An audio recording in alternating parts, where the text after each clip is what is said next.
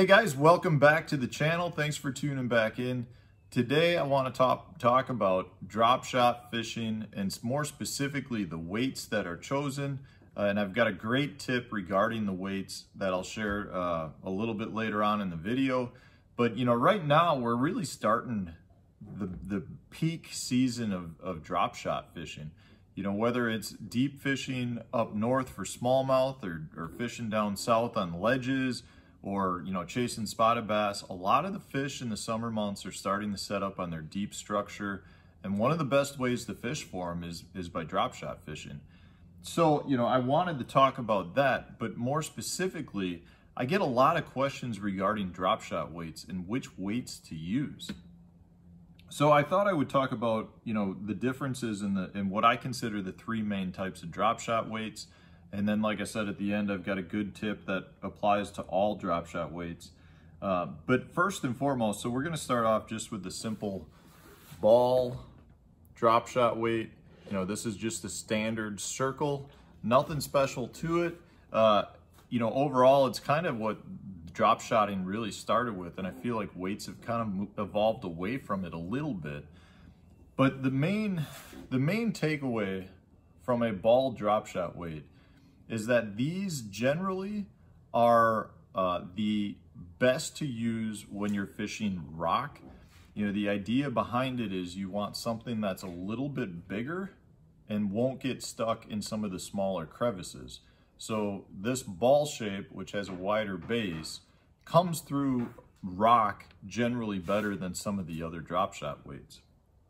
It's a great weight to use, but if you're using it anywhere you've got grass, or some bottom silt or kind of that slime, that ball will just get buried in it and will be a pain in the butt. So I like to stick with a straight ball drop shot weight if I'm fishing rock or hard bottom, whether it's sand flats for smallmouth or just anything where I don't have to deal with much weed, and I potentially could get stuck more if I was using a thinner drop shot weight. So by thinner, I mean something along the lines of this cylinder-shaped drop shot weight. These have gotten to be a lot more popular, but they really excel if you're fishing around grass. And the reason for that is when this falls down in the grass, it shoots through kind of like if you were, you know, punching a weight through grass. It punches through and falls to the bottom really well. But more importantly, when you go to reel your line in, that skinny cylinder slides back through the grass really well as well. So you don't get hung up nearly as much as you would with a ball shaped weight. So I tend to gravitate more towards a cylinder if I'm fishing anything other than rock. And the reason being that skinny cylinder will fall into rock cracks easier, and therefore you get hung up more, because if you drift over it, you know, that gets caught in a crack, you're not getting it back out. This would fit through a crack that's half the size of this weight. So, you know, if you've got anything that's decent size, this ball weight will not fall through it. What you're seeing, the trend though, nowadays, is moving more towards a hybrid between the two. And that's where you get your teardrop shaped. So a teardrop shape weight like this is kind of the best of both worlds. It's still got a little bit larger base, which is going to prevent you from falling in some of those rock cracks. But because it's got a tapered top, when you get that down in the grass, it will come back through the grass easily. And because of that, this is my favorite style to go to. You know, this is kind of what I use, I'm going to say 80% of the time. It works the best overall, like in all situations, because you're not normally going to be in a situation where you don't have maybe a little bit of grass or a little bit of bottom slime or sludge mixed in with, you know, rock. Yes, you definitely have fisheries that are all rock, and you definitely have fisheries that are all grass. That's when I go with either the ball or the straight cylinder. But if I'm fishing something that's got a mix of both, I'm going with the teardrop shape. Now, one thing you can probably see between these two is this one is a tungsten and this one is a lead. I think tungsten weights are phenomenal to use as a drop shot attractor.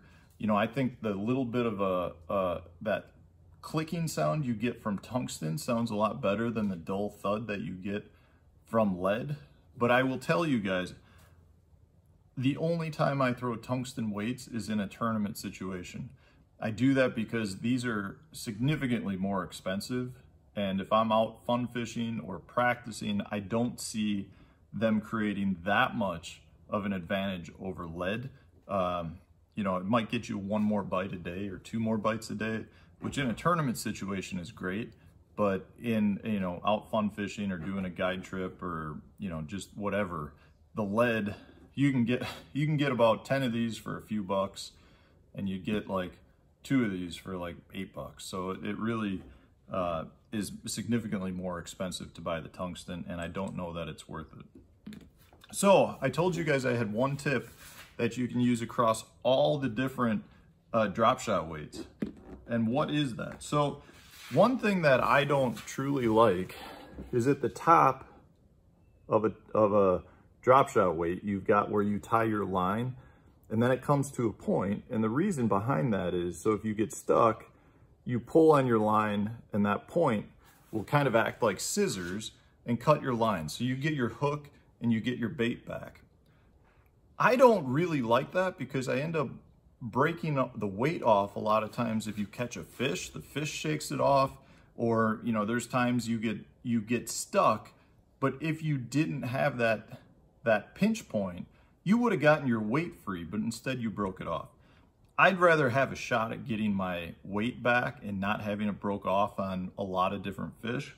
So what I end up doing is I like to separate those. I'll take a hook, I'll put it through,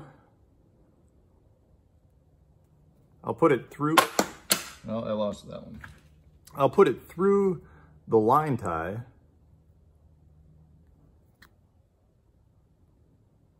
and then I'll just pull on that, I'll just push the hook through. Let's see if you can see that.